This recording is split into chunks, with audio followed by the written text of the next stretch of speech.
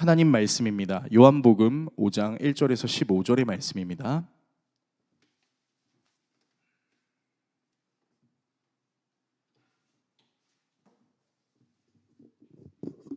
신약성경 147페이지 정도에 있는 요한복음 5장 1절에서 15절의 말씀입니다. 한 절씩 교독하시고 마지막 절은 같이 읽도록 하겠습니다. 그 후에 유대인의 명절이 되어 예수께서 예루살렘에 올라가시니라. 예루살렘에 있는 양문 곁에 히브리 말로 베데스다라 하는 못이 있는데 거기 행각 5이 있고 그 안에 많은 병자, 맹인, 다리 젖는 사람, 혈기 마른 사람들이 누워 물의 움직임을 기다리니 이는 천사가 가끔 못에 내려와 물을 움직이게 하는데 움직인 후에 먼저 들어가는 자는 어떤 병에 걸렸든지 낫게 됨이러라. 거기 38해 된 병자가 있더라. 예수께서 그 누운 것을 보시고 병이 벌써 오래된 줄 아시고 이르시되 내가 낫고자 하느냐. 병자가 대답하되 주여 물이 움직일 때에 나를 못에 넣어주는 사람이 없어 내가 가는 동안에 다른 사람이 먼저 내려가나이다. 예수께서 이르시되 일어나 내 자리를 들고 걸어가라 하시니 그 사람이 곧 나아서 자리를 들고 걸어가니라. 이날은 안식일이니 유대인들이 병 나은 사람에게 이르되 안식일인데 내가 자리를 들고 가는 것이 옳지 아니하니라. 대답하되 나를 낫게 한 그가 자리를 들고 걸어가라 하더라 하니 그들이 묻되 너에게 자리를 들고 걸어가라 한 사람이 누구냐 하되 고침을 받은 사람은 그가 누구인지 알지 못하니 이는 거기 사람이 많음으로 예수께서 이미 피하셨음이라. 그 후에 예수께서 성전에서 그 사람을 만나 이르시되 보라 내가 나았으니 더 심한 것이 생기지 않게 다시는 죄를 범하지 말라 하시니 같이 읽습니다. 그 사람이 유대인들에게 가서 자기를 고친 이는 예수라 하니라. 아멘. 오늘 여러분과 함께 예수님의 일생 20번째 시간 38년 된 병자라는 주제로 하나님의 말씀 나누도록 하겠습니다. 제가 이제 꿈을 꾼 적이 있었는데 그 꿈 내용이 정말 특이했었어요. 어떤 꿈이었냐면 이제 열심히 사역을 마치고 난 다음에 이제 퇴근해서 집으로 가는데 윤석열 대통령이랑 김건희 여사가 제 집에 있는 겁니다.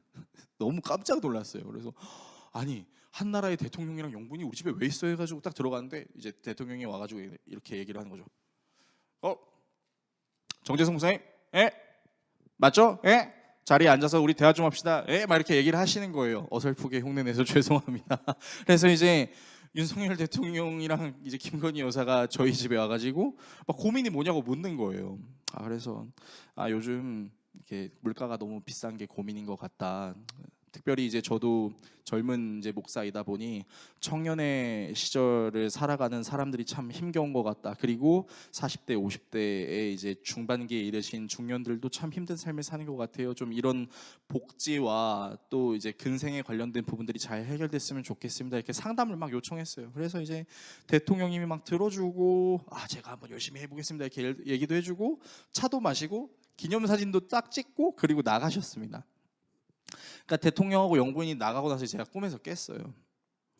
너무 놀란 거죠. 아니 어떻게 대통령이 꿈에서 나오지? 별로 이렇게 대통령을 보고 싶어 하는 생각은 딱히 없었는데 도대체 이 꿈이 뭘 의미하는 걸까라고 생각해서 이제 아내한테 얘기를 했습니다. 여보 내가 꿈을 꿨는데 대통령이 내 꿈에 나왔어. 그랬더니 제 아내가 하는 말이 여보 로또 사자라는 말이었어요. 이건 보통 꿈이 아니다. 함부로 꾸는 꿈이 아니고 귀인이 나왔으니까 뭔가 일이 있지 않겠느냐. 참고로 저는 목사고 제 아내는 사모입니다. 그런데 이제 로또를 사자라는 말에 제가 살면서 한 번도 로또를 사본 적이 없었어요. 근데 왠지 대통령 꿈을 꾸니까 로또를 사서 이제 3등 안에 당첨될 것 같다라는 그런 기대감이 막 물밀듯 일어와서 그러면 로또를 한번 사볼까 해서 이제 로또를 사려고 하는데 아무렇게나 사지 않았어요.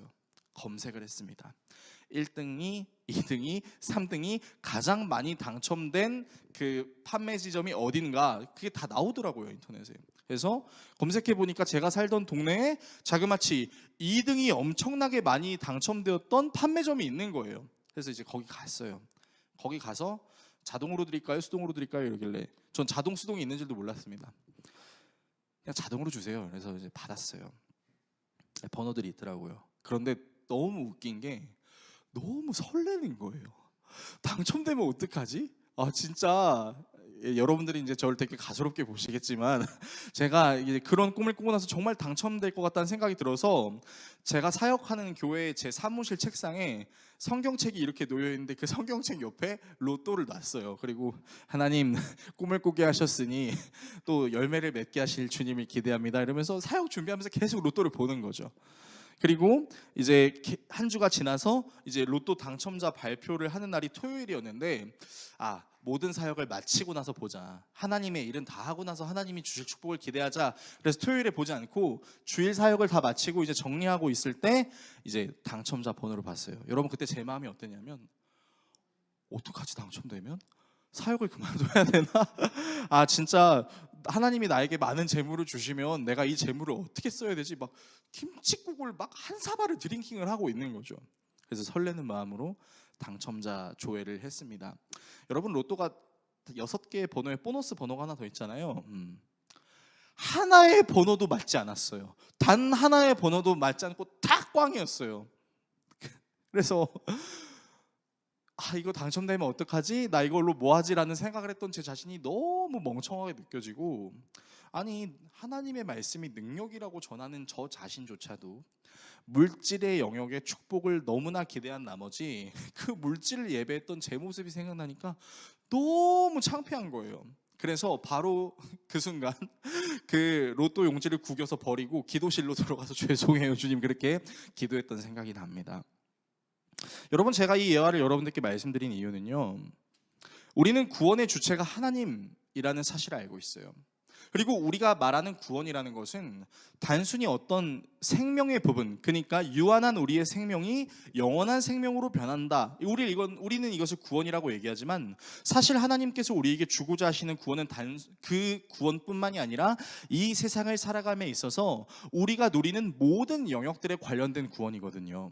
물질의 부분, 관계의 부분, 건강의 부분, 그리고 여러분들이 소망하는 부분, 여러분들이 궁금해하는 그 모든 영역에서 예수 그리스도가 답이고 예수 그리스도가 진리다라는 이 66권의 성경의 말씀을 우리가 믿는 거거든요. 그러니까 우리는 예수님이 이 영역에서는 일하시고 저 영역에서는 일하시지 않아 이렇게 믿지 않고 모든 영역에서 예수님이 답이라고 믿는 존재라는 거죠.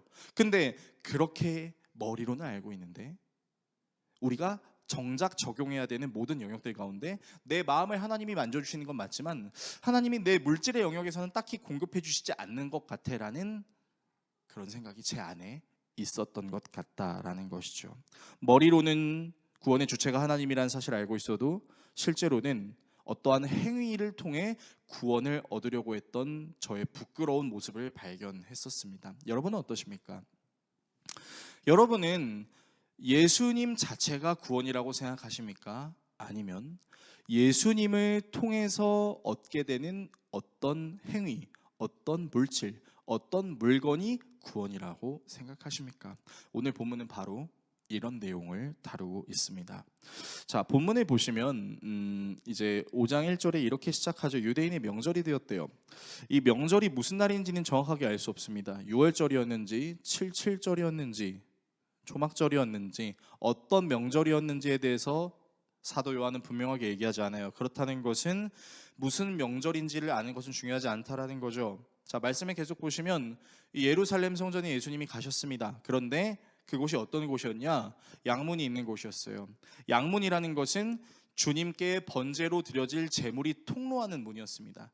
그러니까 주님께 번제로 드려질 그 양들이 통과하는 그 양문 옆에 뭐가 있었냐면 행각이라는 게 있었어요.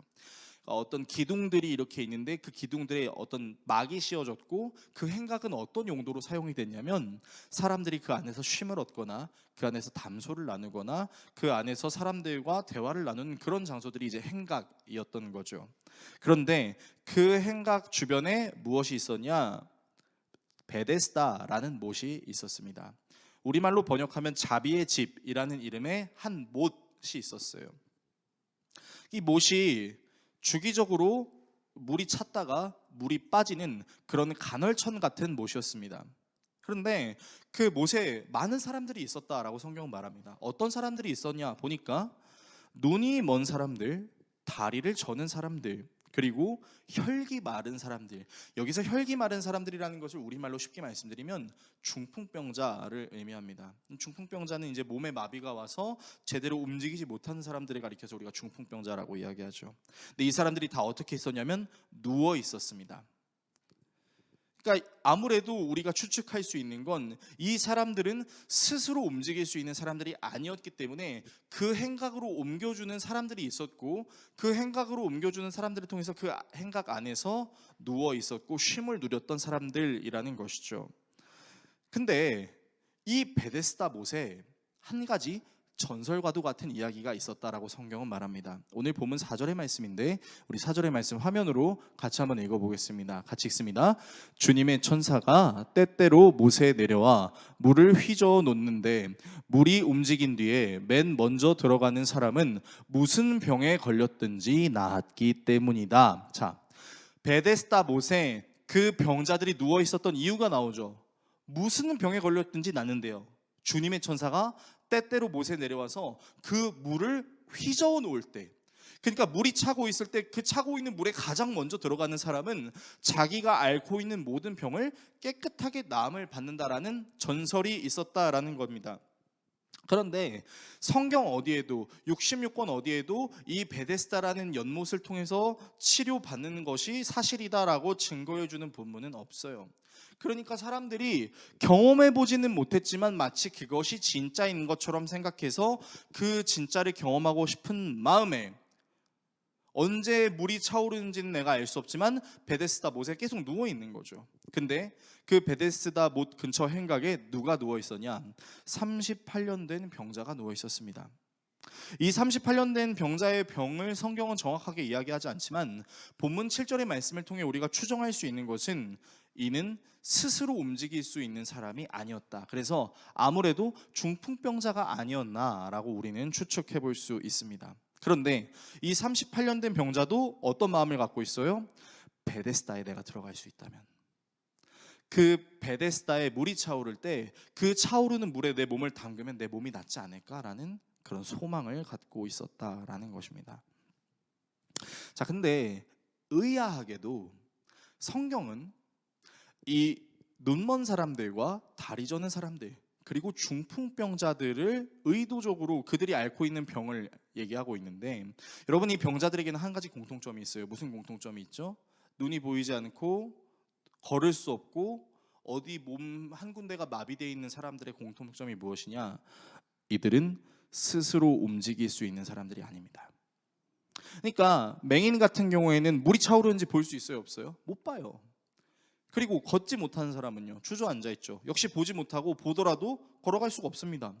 중풍병자는 어떤가요? 그 역시 베데스다 못에 물이 차 있다 할지라도 그 물을 내가 씻음받기 위해 갈 수 있는 몸이 돼요, 안 돼요? 안 돼요. 그러니까 이 세 병자들의 특징이 무엇이냐? 스스로 움직일 수 있는 사람들이 아니라는 거예요. 그러니까 이 사람들이 정말로 베데스다라는 곳에 물이 차올랐으면 정말 그 차오르는 물에 씻기 위해서 스스로 갈 수 있었냐? 절대 그럴 수 없다라는 거죠. 그런데 그럴 수 없는 사람들이 그럼에도 불구하고 베데스다가 답이라고 생각하고 있고, 베데스다를 향해 가고 싶다라고 생각하고 있고, 베데스다가 답이라는 생각을 멈추지 않고 있다라고 사도 요한은 얘기하고 있는 겁니다. 그래서 이 38년 된 병자도 똑같은 마음을 갖고 있었어요. 예수님이 되게 특이한 질문을 하십니다. 아니, 아픈 사람한테 가서 이렇게 얘기하는 거예요. 낫고 싶니? 아니, 안 낫고 싶은 사람이 어디 있어요. 그러니까 이제 38년 된 병자가 하도 어이가 없었겠죠. 아니, 당연히 낫고 싶으니까 내가 여기 있는데 내 스스로 저기 갈 수 없어서 내가 38년 동안 여기에 있었지만 나음을 받지 못했어요 라고 얘기를 하고 있는 거죠. 저 정말 낫고 싶어요.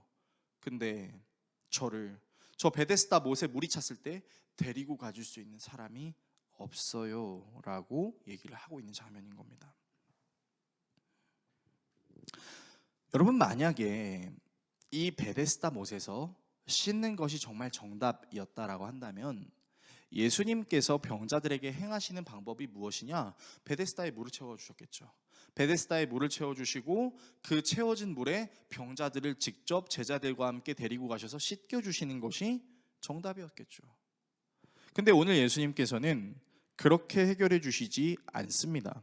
정말 베데스다가 해결책이었다면 베데스다에 물이 움직이고 있을 때 중풍병자를 데려다 주셨겠지만 예수님께서는 그렇게 해결하시지 않으셨습니다. 어떻게 해결하셨을까요? 오늘 본문 8절에서 9절의 말씀 화면을 통해서 우리가 같이 한번 읽어봤으면 좋겠습니다. 같이 읽습니다. 예수께서 그에게 말씀하셨다. 일어나서 내 자리를 걷어가지고 걸어가거라. 그 사람은 곧 나아서 자리를 걷어가지고 걸어갔다. 그날은 안식일이었다. 아멘. 여러분, 이 말씀을 보시면서 무슨 생각이 드세요? 여러분, 지금 예수님은요, 네가 낫기 위해서는 이렇게 해야 되라고 말씀하시는 게 아니에요. 예수님은 38년 된 병자한테 네가 나을 수 있으면 이렇게 해야 되고 저렇게 해야 되라는 어떤 구체적인 방법을 제시하시는 게 아니라 뭐라고 얘기하냐면 일어나 네 자리를 걷어서 걸어가 라고 말씀하시는 거죠. 그러니까 예수님은 그 사람에게 문제를 해결할 수 있는 방책을 설명해 주시는 것이 아니라 본인이 그 문제를 해결해 줄 수 있는 주체다라는 것을 얘기하고 있는 거죠. 본인이 문제를 해결해 주시는 거예요. 예수님이 문제를 해결해 주시는 방법은 어떤 방법을 우리에게 알려주시는 것이 아니라 당신이 직접 선포하시고 말씀하심으로 그 문제를 해결해 주셨다. 그리고 38년 된 병자는 그 말씀을 들었다라는 거죠. 그 말씀을 듣고 그 예수 그리스도의 말씀에 반응해서 일어나서 걸었다라는 것이죠.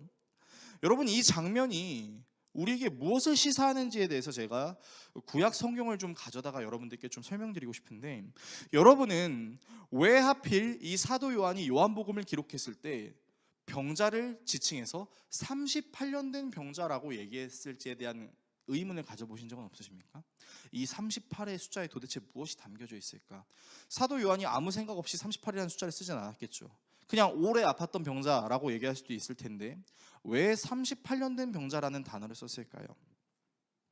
구약 성경에는 출애굽 백성들, 즉 이집트에서 노예 생활을 약 430여 년 동안 했던 그 백성들을 모세라는 리더가 이끌고 이제 애굽을 탈출해서 이집트를 탈출해서 광야를 지나 가나안 땅으로 가는 여정을 다루고 있습니다.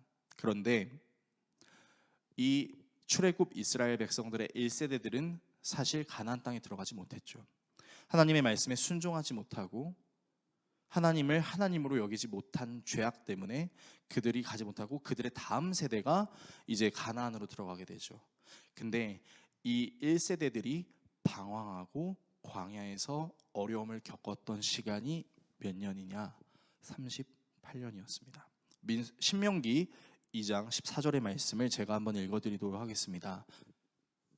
가데스 바네아를 떠나서 세렛 게울을 건너기까지 38년 세월이 지나는 동안에 주님께서 이스라엘 백성에게 맹세하신 대로 그때의 모든 군인들이 진 가운데서 다 죽었습니다. 자, 이 말씀이 무슨 말이냐면요, 여러분, 가데스 바네아가 어디냐면 이스라엘 백성들이 이집트를 탈출해서 가장 먼저 만났던 광야의 지역 이름이 가데스 바네아입니다. 그때 무슨 일이 일어났었죠? 목말라요 주님, 왜 저에게 물을 주시지 않나요? 그래서 쓴 물을, 나무를 던져서 단물로 바꿔주셨던 그 하나님의 은혜를 여러분들은 다 기억하고 계실 겁니다. 이제 속칭 마라 사건이라고 하죠. 자, 그 가데스 바네아부터 어디까지였냐? 그 세겔이라는 그 시내, 세계 시내라는 거기까지가 어디냐? 가나안으로 넘어가기 직전의 지역입니다.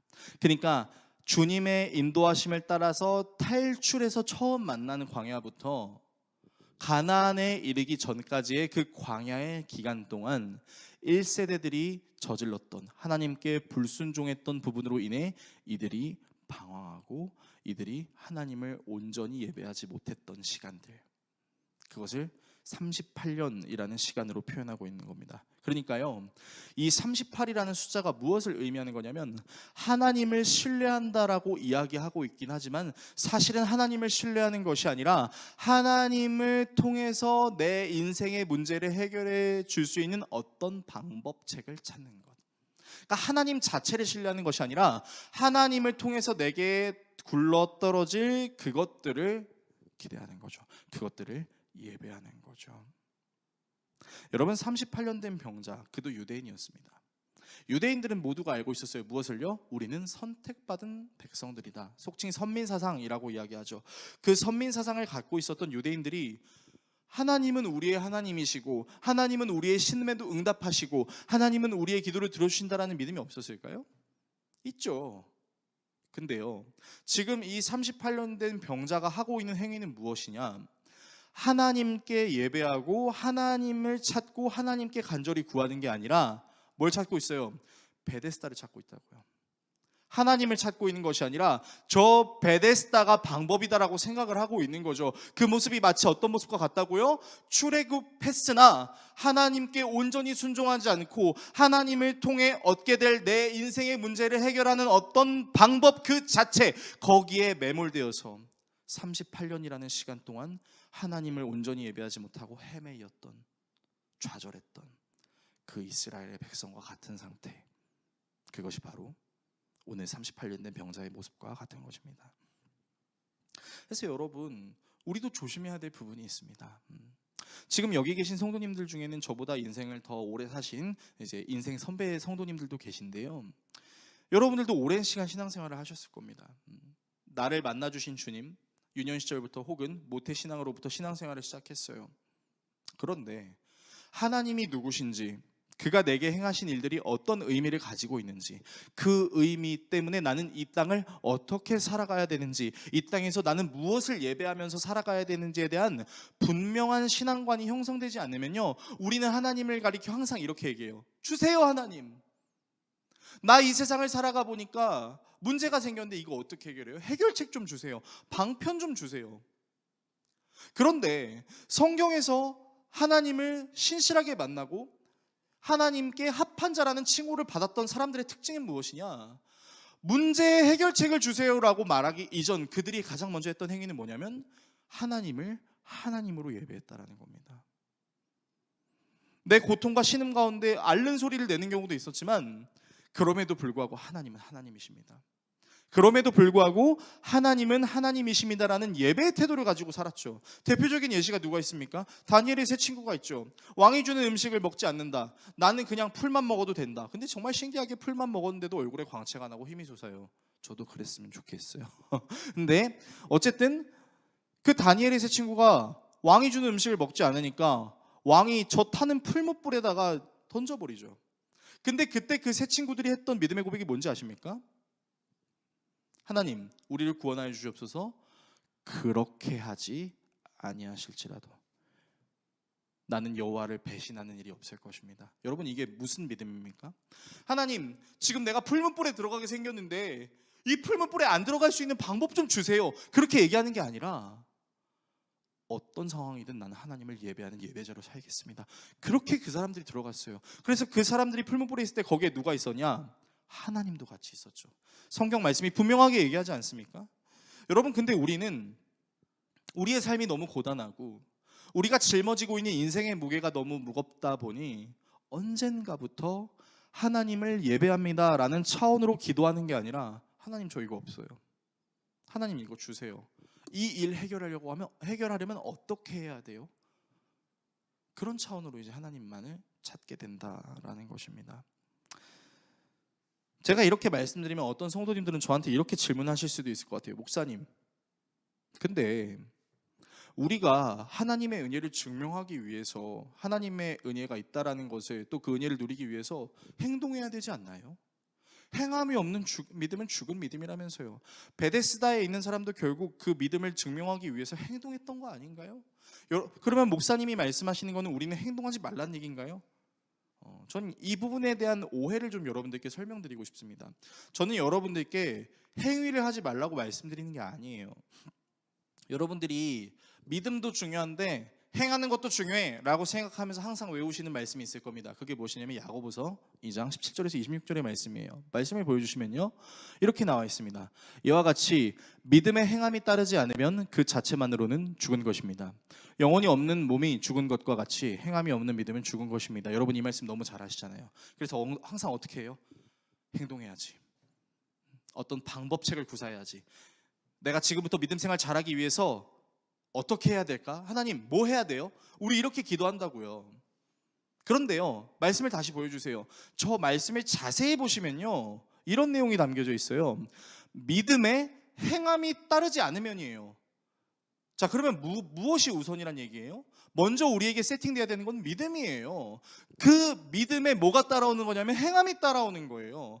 믿음과 행함은 구분지어서 서로가 다른 구원의 영역이라고 착각하면 안 되는 거예요. 여러분은 이신칭이라는 말을 알 것입니다. 믿음으로 의롭다함을 받았다. 아브라함이 그랬던 것과 같이 우리도 예수 그리스도를 믿음으로 의롭다함을 받는다. 그걸 우리는 구원이라고 얘기하죠. 근데 그러면서 한편으로는 구원 받은 거 맞아. 그렇지만 행동도 해야 돼. 우리는 이런 이분법적인 생각을 우리도 모르게 하는 경우가 있습니다. 그런데 믿음과 행위는 다른 게 아니에요. 믿음을 통해서 나오는 게 행위입니다. 내가 예수 그리스도를 믿음으로 말미암아 그 예수 그리스도께서 내게 원하시는 것이 무엇인지를 생각하고 고민하면서 나오는 게 행함이에요. 그러니까 믿음과 행함은 구분지어져 있는 게 아니라 내가 예수 그리스도를 정말 믿는 그 믿음이 강렬하면 그 믿음 안에서 행함이 나오는 거예요. 그래서 행함이 없는 믿음은 죽은 믿음이다라는 그 문장의 원어를 살펴보게 되면은 그 믿음이라는 단어를 형용하는 그 부사에 뭐가 있냐면 에이스라는 단어가 있는데, 그 에이스라는 단어가 무엇이냐? 무엇 안에 있는입니다. 그러니까 행함이 없는 믿음은 죽은 믿음이다. 죄송해요. 행함이 없는 믿음은 죽은 믿음이다라는 말을 정확하게 번역해서 알려드리면 그 믿음 안으로부터 비롯되는 행함이 없는 것은 죽은 믿음이다라는 겁니다. 이해가 되십니까? 그러니까 여러분, 우리가 착각하면 안 되는 게 우리는 자꾸 우리의 행위로 구원을 증명하려고 해요. 우리의 행위로 우리가 구원을 이룰 수 있다고 착각해요. 그러나 바울은 로마 교회 성도들에게 정확하게 이렇게 얘기했습니다. 로마서 8장 7절에서 8절의 말씀이에요. 뭐라고 나와 있냐면요, 육신의 생각은 하나님과 원수가 되나니 이는 하나님의 법에 굴복하지 아니할 뿐 아니라 할 수도 없음이라. 육신에 있는 자들은 하나님을 기쁘시게 할 수 없느니라. 여기서 이 육신이라는 단어가 지칭하는 것이 무엇이냐면 행위입니다. 그러니까 저 말을 제대로 번역을 해드리면 행위로 구원을 이룰 수 있는 게 아니다라는 겁니다. 믿음으로 구원을 이룰 수 있는 거고, 그 믿음으로부터 내가 주님을 기쁘시게 하기 위해서 주님의 기쁨을 위해서 행하는 행동이 비롯되는 거죠. 여러분, 그러니까 믿음과 행함은 분리해야 되는 게 아니에요. 그렇기 때문에 우리가 문제를 만났을 때도 하나님 문제 어떻게 해결해요? 라고 말하기 전에, 그 행함을 하기 전에 우리가 먼저 생각해야 되는 건 뭐냐? 내 안에 믿음이 있냐는 거죠. 무슨 믿음이요? 나를 창조하시고 나를 구원하시고 다스리시고 영원한 생명의 길로 나를 인도하시고 모든 것을 합력하여 선을 이루신다는 그 주님을 향한 나의 신뢰가 있냐 없느냐, 이것을 체크해야 되는 게 우리에게 첫 번째라는 거죠. 그런데 38년 된 병자는 38년이라는 기간, 그 생각을 하지 못했다는 거죠. 방법이 뭐예요, 주님? 나에게 이 일이 일어났을 때 이 일을 해결할 수 있는 방법이 뭔가요? 베데스다인가요? 그러면 그 베데스다에 물이 차올랐을 때 그 베데스다에 차오른 물로 씻으면 내가 나을 수 있나요? 그게 방법인가? 그래서 그것만을 바라고, 근데 내가 스스로 할 수 없으니까, 누군가 나를 도와줬으면 좋겠는데 도와주는 사람이 없으니까 라고 얘기하고 있는 거다라는 것이죠. 예수님은 베데스다에 차오른 물로 병자를 씻겨주시지 않으셨습니다. 일어나 걸으라고 말씀하셨어요. 그 얘기는 예수님은 우리에게 방법을 주시려고 하는 것이 아니라 예수님이 방법 그 자체다라는 것이죠. 궁극적으로 베데스다가 38년 된 병자를 구원한 것이 아니라 예수님이 그를 구원하신 것입니다. 베데스다는 구원을 일으키는 주체가 아니에요. 그래서 제가 로또 하면서 너무 부끄러웠어요. 구원은 주님이에요, 주님은 그 자체예요 라고 얘기하면서, 근데 주님 로또 너무 좋은데요 라고 생각했던, 제가 37년의 인생을 살아오면서 단 한 번도 로또를 사지 않았는데 이 로또를 삼으로써 우리 집에 있는 모든 은행 빚을 갚아주실 주님을 기대합니다. 저 집에 저희 공간 팬트리 하나도 안 될 것 같아요. 순수 제 돈으로, 우리 가정의 돈으로 그 집에 얼마나의 공간을 샀겠어요. 다 빚이죠. 그러니까 이제 그 빚을 해결해 줄 수 있는 돈 자체를 저도 예배했던 거죠. 그 돈을 주시는 하나님이 진짜 하나님이라고 믿고 있었던 거죠. 그러니까 예수님께서 그 38년 된 병자를 고쳐주시면서 하시는 말씀이 굉장히 특이한데요. 여러분 성경 14절을 한번 보셨으면 좋겠어요. 그 PPT가 혹시 14절이 준비되어 있나요? 안 돼 있죠? 여러분 성경을 좀 보겠습니다. 요한복음 5장 14절의 말씀이 예수님이 이제 그 후에 38년 된 병자를 다시 만나셨어요. 근데 하시는 말씀이 좀 특이해요. 같이 한번 읽어봅니다. 그 후에 예수께서 성전에서 그 사람을 만나 이르시되 보라 내가 나았으니 더 심한 것이 생기지 않게 다시는 죄를 범하지 말라 하시니. 자, 특이해요. 괜찮아? 살만해? 깨끗하게 나았어? 다행이다. 건강하게 잘 살았으면 좋겠어. 이렇게 얘기하셔야죠. 근데 예수님 뭐라고 하세요? 다시는 죄를 범하지 말래요. 여러분 성경이 우리에게 궁극적으로 얘기하는 죄의 개념, 66권의 성경이 우리에게 말하는 죄의 개념이 뭔지 아세요? 윤리적으로 어떤 잘못된 행위를 저지른 게 아니에요. 하나님께 온전히 순종하지 않는 것을 죄라고 합니다. 다시 말하면 하나님을 온전히 신뢰하지 않는 것이 죄죠. 38년 된 병자는 선민 사상을 갖고 있는 하나님이 택하셨던 유대 민족이라는 신분을 가지고 있었습니다. 그러나 그는 하나님을 신뢰하는 사람이 아니라 내 상한 몸을 치유해 줄 그 대상과 방법을 신뢰했던 거죠.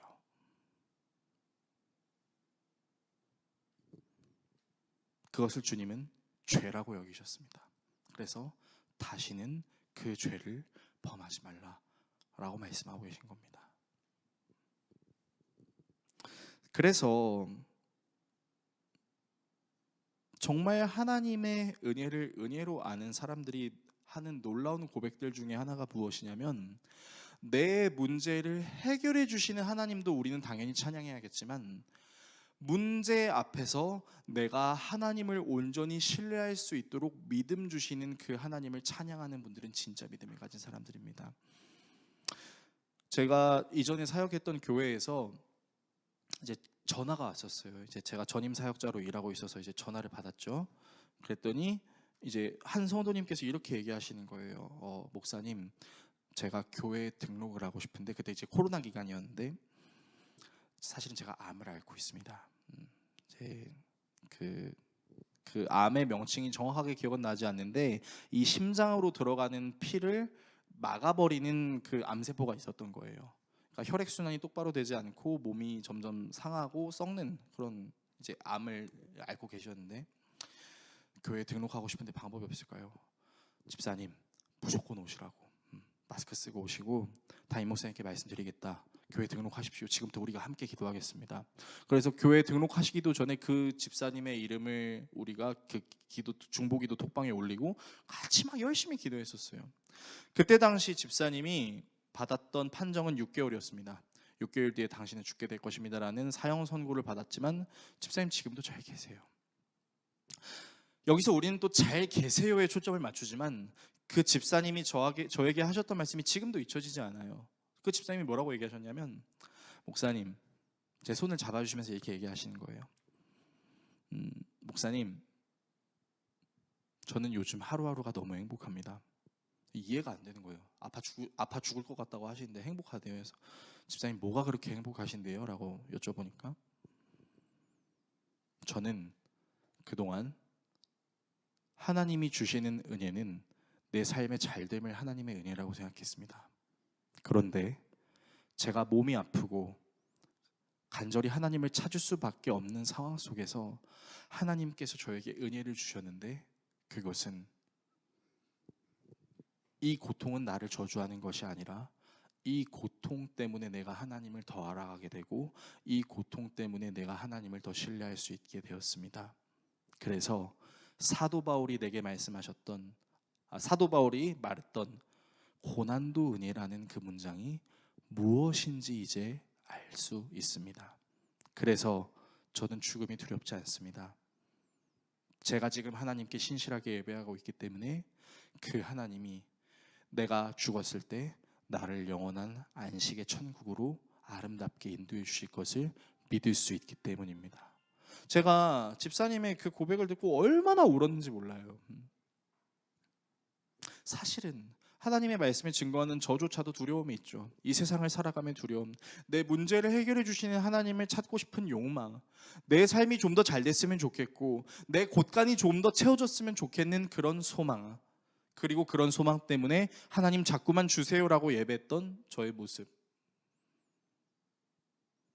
그러면서 그 집사님이 찬양 시간에 은혜라는, 이제 손경민 씨의 은혜라는 찬양을 이제 함께 부르면서 그렇게 우시는데 예배 인도를 하는데 예배 인도를 못 하겠는 거예요. 제가 막 눈물이 너무 차올라 가지고,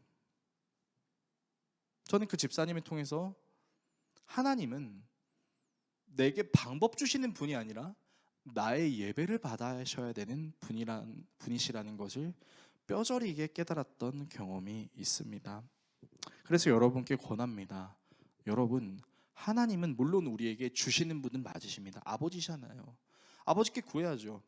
근데 그 부분에만 너무 초점을 맞춘 나머지 우리가 망각할 수 있는 사실은 하나님은 예배해야 되는 대상인데, 예배해야 되는 대상이 아니라 내 필요를 채워줄 수 있는 램프의 지니와도 같은 존재로 착각하지는 않았는가라는 것을 우리가 한번 돌아보는 시간을 가졌으면 좋겠다, 그런 생각이 들었습니다. 말씀을 정리하겠습니다. 여러분, 우리는 항상 그런 연약함이 있죠. 방법을 알려달라고 말씀드리고 싶고, 하나님 오른쪽이에요? 왼쪽이에요? 뭘 해야 될까요? 자꾸 가르쳐달라고 얘기합니다. 그리고 그 가르쳐달라고 얘기하는 그 이면에는 무엇이 있습니까? 이렇게 안 되면 어떡하지라는 불안감이 있는 거죠. 그래서 우리는 하나님을 예배한다라고 말하고 있지만 사실은 하나님을 예배하는 것이 아니라 그 이면에 내가 추구하는 안정적인 삶을 예배하고 있을지도 모르겠습니다. 예수님의 제자들이 그랬습니다. 예수님의 제자들이 예수님을 모시면서 그 마음속에 이 예수님은 군사적인 메시아다, 다윗과 솔로몬의 시대와 같은 위대했던 이스라엘의 시대를 회복시켜 주실 분이다. 그래서 제자들이 고민했죠. 예수님의 좌편에 앉고 싶어하고 우편에 앉고 싶어하고 높은 자리에 있고 싶어 했어요. 예수님의 제자라는 그 직급 중에서도 위에 있고 싶어 했죠. 그랬던 제자들에게 예수님께서 얘기하십니다. 나 이제 죽으러 가. 얘들아, 마지막 만찬이야. 나 이제 십자가에 달리러 가. 그러니까 제자들이 근심하죠. 어디에 가냐? 어디에 가시냐? 가지 말아라. 그래서 그 근심하고 있던 제자들에게 예수님께서 뭐라고 말씀하시냐? 너희는 마음에 근심하지 마라. 내가 너희를 위하여 예비할 처소를 아버지께 구하러 간다. 그리고 너희들은 나를 믿는 그 믿음으로 내가 예비한 그 처소에 가게 될 것이다 라고 얘기할 때 한 제자가 묻습니다. 주님이 가시는 그 길이 어딘지 제가 알지 못하는데 알려주셔야 되지 않겠습니까? 라고 얘기했을 때, 도마라는 제자가 그렇게 얘기했을 때 예수님이 이렇게 말씀하시죠. 요한복음 15장에 아주 유명한 말씀이죠. 내가 길이요 진리요 생명이니 나로 말미암지 않고는 아버지께로 올 수 있는 자가 없다. 여러분, 이 말씀이 뭐냐? 예수님이 우리에게 주시는 해결책이 길이고 진리요 생명이 아니라 예수님 그 자체가 길이고 진리고 생명이었죠. 그리고 예수님 자체를 길이고 진리고 생명으로 여겼던 사람들은 자신의 인생을 예수님께 걸었죠. 그리고 그들은 모두 순교했죠. 그 순교가 오늘날까지 이르러 우리를 감화시키고 우리를 새로운 피조물로 만드는 한 알의 미랄이 되었습니다. 그러면 예수님께서 우리에게 말씀하시는 길이고 진리고 생명이라는 얘기는 예수님은 우리의 인생에 실패하지 않는 방법을 다 가르쳐줘, 이게 아니라 성공하고 있든 실패하고 있든 어떤 과정을 밟고 있든지 간에 그럼에도 불구하고 우리가 예배해야 되는 대상은 주님이시고 그 예배를 주님께서 받으시고 우리가 알거니와 하나님을 믿는 자 곧 그의 뜻대로 부르심을 입은 모든 자들에게는 모든 것이 합력하여 선을 이루신다라는 그 하나님의 계획을 이 인생을 살면서 보여주신다라는 거죠. 우리는 그것을 경험하는 과정 중에 있는 거예요. 그래서 우리는 성공했다고 교만할 필요도 없고 실패했다고 내가 쓸모없는 존재라고 여길 필요도 없는 것입니다. 지금 이 순간은 모두 길이고 진리고 생명이신 예수님께로 향하는 과정의 길이기 때문이죠. 그래서 여러분, 우리는 주님한테 주님 베데스다의 물을 주세요, 베데스다의 물이 차오르면 그 베데스다의 물로 나를 씻겨주세요라고 얘기할 게 아니라 주님이 베데스다 그 자체입니다라고 기도할 수 있어야 된다는 겁니다. 주님이 베데스다 그 자체라고 선포할 수 있어야 된다라는 것입니다. 그러므로 저와 여러분, 우리가 결단해야 되는 건, 여러분, 하나님은 예배의 대상입니다. 이거를 잊지 마시기를 축복드립니다.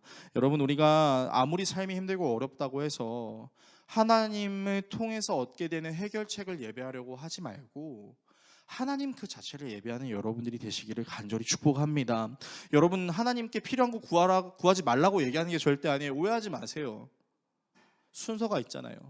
그의 나라와 그의 의를 구하라. 그리하면 너희들이 이 땅에서 살면서 필요한 모든 것들을 더하시리라 라는 이 신앙의 원리를 기억하시길 바랍니다. 그러므로 저와 여러분이 하나님이 주시는 해결책을 예배하는 사람이 아니라 하나님 그 자체를 예배할 수 있는, 여러분들의 앞으로 남아있는 모든 삶이 그런 진정한 예배를 드릴 수 있는 삶으로 거듭나시길, 세워지시길 예수 그리스도의 이름으로 축원합니다.